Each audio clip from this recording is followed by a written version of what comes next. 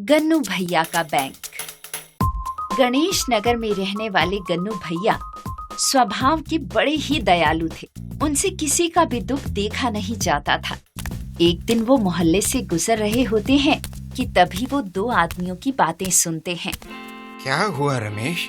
यार, दामाद पहली बार हमारे घर आए हैं। उन्हें विदाई देने के लिए मेरे पास 1000 रुपए भी नहीं है। अगर तुम्हारे पास। मेरे पास भी नहीं है। तुम तो जानते ही हो ना मेरी हालत। यार, समझ में नहीं आता कि मैं क्या करूं। अब तुम ही देख लो भाई। भाई साहब ये लो, 1000 नहीं, दामाद जी को 1100 रुपए का शगुन देते हैं। आप कौन? मैं पड़ोस के गांव में रहता हूँ। मुझे जानते नहीं हो फिर भी 1100 रुपए दे रहे हो। मैंने वापस नहीं किए तो? नहीं दोगे तो क्या हुआ? तुम्हारी बेटी मेरी बेटी, तुम्हारा दामाद मेरा दामाद। लो, रख लो।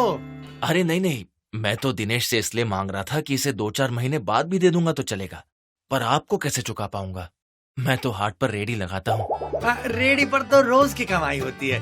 रोज 35 रुपए दे देना, महीने में 1100 रुपए हो जाएंगे।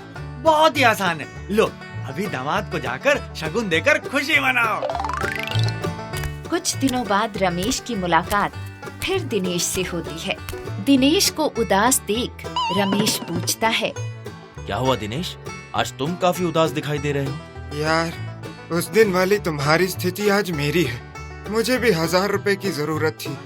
यार, न जाने ये हमारी जरूरतें कब खत्म होगी। लेकिन मैंने सुना था तुमने अपने दामाद को शगुन देकर खुशी खुशी विदा किया था। तुम रुपए लाए कहाँ से थे? वो उस दिन पड़ोस के गांव के गन्नू भैया मिल गए। मुझे 1100 रुपए दिए और कहा कि रोज 35-35 रुपए दे देना, महीने भर में चुकता हो जाएंगे। अरे यार, अगर ऐसा है तो मैं रोज 50 रुपए दूंगा। मुझे भी उनसे मिलवा दो। रमेश उसे गन्नू भैया से मिलवाता है तो गन्नू भैया कहते हैं, भाई रोज के 50 रुपए के हिसाब से तो 1500 हो जाएंगे। आप तो 1000 रुपए चाहते हो, 500 रुपए एक्स्ट्रा मैं क्यों लूं? ले लीजिएगा गन्नू भैया, आप इस वक्त पर हमारे काम आ रहे हो। ये 500 रुपए से कई बढ़कर है। नहीं, काम आना तो इंसानियत का फर्ज है। मैं एक्स्ट्रा पैसे नहीं। अरे ले लीजिए ना गन्नू भैया। नहीं, मैं तो हम आपसे फिर से मदद ले लेंगे। ये समझिए, ये हमारी मदद के बदले में हम आपको खुशी से दे रहे हैं। उनकी बात सुनकर गन्नू भैया उनसे एक्स्ट्रा रुपए ले लेते हैं। धीरे धीरे गन्नू भैया की मदद करने और पैसे इस तरह टुकड़े में ले लेने की बात उनके अपने गांव में ही नहीं, आसपास के चारों गांव में भी फैल जाती है। फिर तो जिसे भी जरूरत पड़ती है वही आकर उनसे पैसे ले जाता है और बदले में रोज के हिसाब से ली हुई रकम का 1.5 गुना तो कोई 2 गुना भी दे जाता है। मगर कहते हैं ना, मुफ्त का पैसा आने लगता है तो इंसान का दिमाग खराब हो जाता है। यही गन्नू भैया के साथ भी हुआ। लोगों ने उन्हें एक्स्ट्रा पैसे लेने की ऐसी आदत लगा दी कि फिर तो धीरे धीरे वो अपनी रकम देकर एक्स्ट्रा के नाम पर बहुत ज्यादा ही रकम लेने लगे। यहाँ तक कि अगर कोई रकम नहीं दे पाता तो वो उसकी चीजें लेकर रख लेते। क्यों रे रामूबा, पैसे ले गया तब से शकल नहीं दिखाई। रोज पैसे देने का वादा किया था। वो गन्नू भैया, मेरे पास इतने रुपए आए ही नहीं कि। झूठ बोलता है। रोज की कमाई से इतनी छोटी रकम भी नहीं निकाल सकता कि मुझे दे सके। तुम जैसे लोग ही मुफ्त में पैसे लेकर भाग जाते हो। ला इधर, तेरी घड़ी निकाल। ये मेरे पास रहेगी तो कम से कम तू पैसे देने आएगा। जब चुका देगा तब अपनी घड़ी ले जाना। गन्नू भैया के इस बदले हुए रवैये से कुछ लोग उनसे लड़ने पहुंच जाते हैं। जैसा कि होता है, एक तो पैसे लेते हैं और टाइम पर नहीं दे पाते तो खुद ही लड़ने पहुंच जाते हैं। ये देख गन्नू भैया अपनी रक्षा और उनसे पैसे निकलवाने के लिए कुछ गुंडे पाल लेते हैं। अब गन्नू भैया चलते तो उनके साथ उनके गुंडे भी चलते, जो रिकवरी एजेंट की तरह उनके कर्जदारों से उनके पैसे वसूलने के लिए उनके साथ रफ टफ अंदाज में पेश आते। गन्नू भैया की ये आदत उनकी बीवी को पसंद नहीं आती है। अजी, ये सब क्या है? पूरे गांव में बातें हो रही हैं कि आप पैसे के बदले में लोगों से काफी पैसे लेते हो। ना दे तो उनकी घड़ी, फोन, गले की चैन, यहाँ तक के बीवी के गहने भी उतरवा लेते हो। तो क्या करूं? पैसे मुफ्त के आते हैं क्या? मैं कोई पेड़ से तोड़ता हूँ? मैं भी तो कमाता हूँ, अब उस कमाई को डबल करना ये भी तो एक तरह की कमाई है।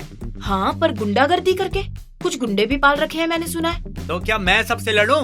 आजकल सब लातों के भूत होते हैं, बातों से नहीं मानते ये। अरे लेकिन क्या, बहुत जल्दी मैं अपने नाम का बैंक शुरू करने वाला हूँ, गन्नू कोऑपरेटिव बैंक। उसके बाद देखना कैसे पैसे बरसाता हूँ मैं। बात करती है बेवकूफ जैसे। सुना माँ जी आपने, आपके बेटे ने गलत रास्ता अपना लिया है। उदास मत हो बहू, कभी कभी ऐसा वक्त भी आता है, धीरे धीरे सब ठीक हो जाएगा। और गन्नू भैया किसी की भी नहीं सुनते हैं। उन पर पैसे कमाने का क्या, लोगों को लूटने का ऐसा नशा चढ़ता है कि कुछ दिनों बाद वो अपना बैंक खोल लेते हैं। गन्नू बॉस, वो रतन नगर वाला रुपए नहीं चुका रहा था, उसकी घड़ी ले आया हूँ। वो एसवी रोड वाला कुक्कू, उसकी चेन और वो टी स्टॉल वाले का मोबाइल भी ले आया हूँ। ये बात, अब आएंगे सबके सब पैसे देने। गन्नू बॉस, वो लाला राम की साइकिल उठाकर लाया हूँ, पैसे देने में नाटक कर रहा था। हाँ, बहुत अच्छा किया तुम दोनों ने। लगता है फिर कोई जरूरतमंद शिकार आ रहा है। हेलो, हाँ बोलो। बोलो क्या बे, अब तेरी बोलती बंद होगी। कौन है? तेरा बाप। तेरी माँ हमारे कब्जे में है, 10 लाख रुपए देकर ले जा। 10 लाख? हाँ, नहीं तो 10 छोटे छोटे टुकड़े करके भेजता हूँ तेरे पास में। लोगों को टुकड़े टुकड़े में लूटता है ना तू, हैं? तेरी माँ को मैं मार डालूंगा। अपनी माँ के मरने से पहले उसकी आवाज सुन ले। ले गन्नू बेटा, बचा ले मुझे, ये लोग मुझे मार डालेंगे। माँ, अरे माँ, कहाँ हो तुम? माँ, अबे ओ, क्या एड्रेस बता कर किडनैप करूंगा मैं, हैं? चुपचाप 10 लाख रुपए रेडी करता है कि माँ के टुकड़े रेडी करूं मैं? नहीं नहीं क्यों? हाँ, तेरे को जबरदस्ती लोगों को लूटने की आदत है ना। चल, अब तू अपनी माँ को मरते हुए देख। अरे नहीं भैया, ऐसा मत करना, ऐसा मत करना, मेरी माँ को कुछ मत करना। अरे, जब दूसरों को परेशान करता है तब कुछ नहीं, तेरी माँ को मैं मार डालूंगा। नहीं, ऐसा मत करना भाई, ऐसा मत करना, मेरी माँ को कुछ मत करना। आज से मैं किसी से जबरदस्ती पैसे नहीं लूंगा और पैसे के बदले में किसी की चीजें नहीं छीनूंगा। पक्का? हाँ, सच्ची मदद करने की इच्छा से ही लोगों को पैसा दूंगा। बस मेरी माँ को सही सलामत छोड़ दो। ले, छोड़ दिया। माँ, वो गुंडे? बेटा, गुंडे पाल सकता है तो क्या माँ गुंडे की एक्टिंग नहीं कर सकती? ओ माँ, तेरी इस आदत ने, इस बैंक ने पूरे गांव को ही नहीं, मेरी बहू को भी दुखी कर रखा था। माफ कर दो माँ, आज मेरी समझ में आ गया है, किसी के साथ उसकी मर्जी के बिना कुछ भी जबरदस्ती हो जाए तो उसके दिल पर क्या गुजरती है। आज के बाद गन्नू भैया का बैंक सबकी सच्चे दिल से मदद करेगा। सब्जी वाले की सफलता। सोनपुर गांव का किसान रामू हमेशा ही दुखी रहता था। दूसरों के यहाँ काम करके उसकी इतनी कमाई नहीं होती थी कि सुख के दिन गुजार सके। गांव में जितने भी किसान के पास खुद की जमीन थी वो सभी सुखी थे। रामू भी चाहता था कि उसके पास भी जमीन हो, पर यह संभव नहीं था। एक दिन इसी उधेड़पुन में दुखी रामू गांव के जंगल से गुजर रहा था कि उसकी मुलाकात तपस्या करते एक साधु से होती है। आज फिर दूसरों के यहाँ खेती करने से कुछ पैसे मिल गए। इतने पैसों से कैसे गुजारा होगा? कब मेरा खुद का खेत होगा? कब मैं भी पैसे वाला बनूंगा? क्या कभी ऐसा होगा या नहीं होगा?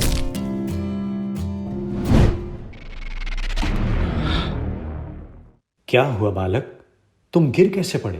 क्या बताऊं बाबा, मैं बहुत दुखी हूँ। ऐसा तो क्या दुख है बेटा, मुझे बताओ, शायद मैं तुम्हें कुछ उपाय बता सकूं। इसका कोई उपाय नहीं है बाबा, फिर भी बता रहा हूँ। मैं इस गांव का किसान हूँ, मेरे पास खुद की जमीन नहीं है, वरना मैं भी काफी कमाई कर सकता था। जमीन क्यों नहीं है? तुम तो जमीन पर ही रहते होगे, क्यों वो जमीन तुम्हारी नहीं है? मैं खेती की जमीन की बात कर रहा हूँ बाबा।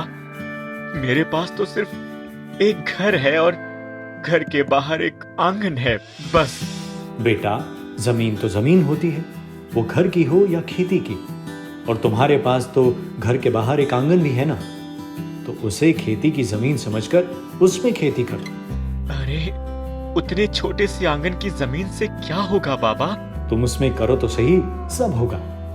बाबा, मैंने बचपन से कहानियों में पढ़ा था कि किसी दुखी आदमी को कोई बाबा मिलते हैं और वो उसे जादुई चीज देते हैं और उसका भला हो जाता है। ठीक है, कल तुम आना, मैं तुम्हें कुछ जादुई दाने दूंगा, उसे तुम अपने आंगन में उगा देना। सुनकर रामू खुशी खुशी अपने घर चला जाता है। रात भर उसे नींद नहीं आती है। दूसरे दिन सवेरे ही वो साधु के पास पहुंच जाता है। बाबा, आप मुझे कुछ जादुई चीज देने वाले थे, है ना? हाँ, ये लो, इसे ले जाकर अपने आंगन में उगा देना, तुम्हारी जिंदगी बदल जाएगी। और सचमुच रामू लाकर सारे दाने अपने आंगन में डाल देता है। कुछ समय बीतता है कि उसका पूरा आंगन किसी खेत की तरह हरी भरी सब्जियों से भर जाता है। देखकर वो खुश हो जाता है और खुशी खुशी सब्जियां काटकर अपनी बैलगाड़ी में भरकर बेचने निकल पड़ता है। अरे ये अपना रामू ही है ना? हाँ। पर इस कड़के के पास इतनी हरी भरी सब्जी कहाँ से आई? क्यों भाई रामू, रात को चुपचाप किसी का खेत काट लिया है क्या? नहीं नहीं, ये तो मेरे ही खेत की सब्जी है। तेरे पास कहाँ से खेत आया? मैंने अपने आंगन को ही अपना खेत बना लिया था। ये सारी सब्जियां मैंने वहीं उगाई थी। अरे वाह, इसकी क्वालिटी तो खेती की सब्जी से भी ज्यादा अच्छी है। रामू को भी उसकी ये बात तब सच लगती है जब बाजार में जाते ही उसका माल हाथों हाथ बिक जाता है। वो खुशी खुशी बाबा के पास पहुंचता है। बाबा बाबा बाबा, मुझे आशीर्वाद दीजिए बाबा। क्या बात है बालक, बड़े खुश नजर आ रहे हो। बाबा, आपके जादुई दाने ने तो कमाल कर दिया। मेरा आंगन सब्जियों से भर गया था, खूब फायदा हुआ। मुझे आपके जादुई दाने और चाहिए बाबा। ये लो बालक। धन्यवाद बाबा, आपका बहुत बहुत धन्यवाद। और सुनो बालक, अब बार बार तुम्हें मेरे पास दाने लेने आने की जरूरत नहीं है। मैंने इन दानों में भरपूर जादू डाल दिया है। इससे उगी सब्जी से निकले दाने को तुम फिर से आंगन में डाल देना, वो फिर फसल बन जाएगी। और रामू ने वो दाने भी आकर आंगन में उगा दिए। कुछ समय बाद उसका आंगन फिर सब्जियों से भर गया। उसके बाद तो वो उन सब्जियों को बाजार में बेचता, उसके दाने फिर आंगन में उगा देता। धीरे धीरे उसकी सब्जियां बाजार में मुंह मांगे दाम पर बिकने लगी। उसके पास पैसे ही पैसे आने लगे। उसे धीरे धीरे पैसे वाला होता देख गांव के सारे किसानों के साथ साथ गांव के जमींदार की भी नजर उस पर पड़ी। अरे मंगुआ, ये तो अपना रामुआ है ना? हाँ जमींदार साहब, आजकल इसकी सब्जी की मांग बाजार में हमसे भी ज्यादा है। अरे ये तो गनीमत है जमींदार साहब कि इसके पास जमीन नहीं है, वरना पूरे बाजार पर कब्जा कर लेता ये। जमीन नहीं है तो ये सब्जी कहाँ उगाता है? अपने घर के आंगन में। तो चलो इसे जमीन दे देते हैं। क्या रे रामुआ, क्या हालचाल है? बस आपकी मेहरबानी है जमींदार साहब। अरे अभी हमने आप पर मेहरबानी की कहाँ है, अब करेंगे। एक गाड़ी भर के सब्जी में क्या होता है, तो एक काम कर, गांव के किनारे जो मेरी खेती है वो सारी की सारी तू ले ले। क्या कह रहे हैं आप जमींदार साहब? हाँ, और उसमें भरपूर सब्जी होगा।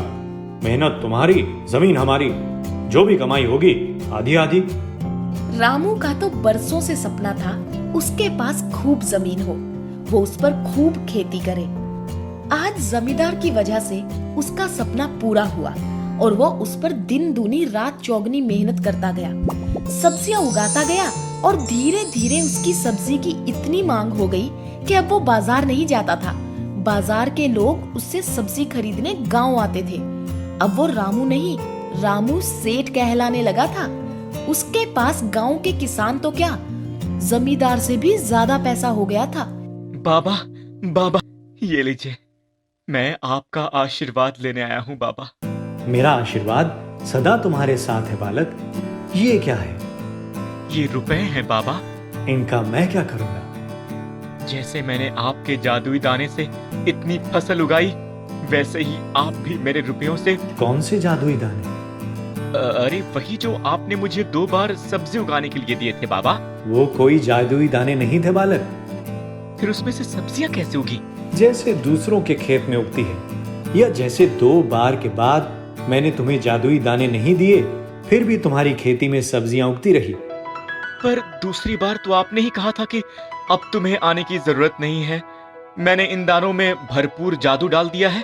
अब तुम सब्जी के दाने से सब्जी उगाते जाना। यही तो मैं तुम्हें समझाना चाहता हूं बालक। जब तुम मेरे पास आए तब पूरी तरह टूटे हुए थे। तुम्हारी सोच ये थी कि तुम्हारी अपनी खेती हो तभी तुम धनवान बन सकते हो, पर ऐसा नहीं है। इंसान अपनी चीजों से नहीं, अपनी मेहनत से धनवान बनता है। मैं अब भी नहीं समझा बाबा। अगर मैं तुम्हें कह देता कि तुम्हारे पास जमीन के नाम पर तुम्हारा आंगन है, वहीं खेती करो, तो तुम नहीं मानते। इसलिए मैंने तुम्हें दूसरे दिन बुलाया और जादुई दाने देने के नाम पर सब्जियों के बीज दे दिए। तुम्हें लगा कि जादुई दाने हैं, चमत्कार तो होगा ही, और चमत्कार हुआ। पर वो चमत्कार मेरे जादुई दाने का नहीं, तुम्हारी मेहनत का था। ये आप क्या कह रहे हैं बाबा? हाँ, उसके बाद जब तुम दूसरी बार आए तो मैं समझ गया तुम बार बार आओगे। इसलिए तुम्हें मैंने झूठ कहा कि इन दानों में मैंने भरपूर जादू डाल दिया है।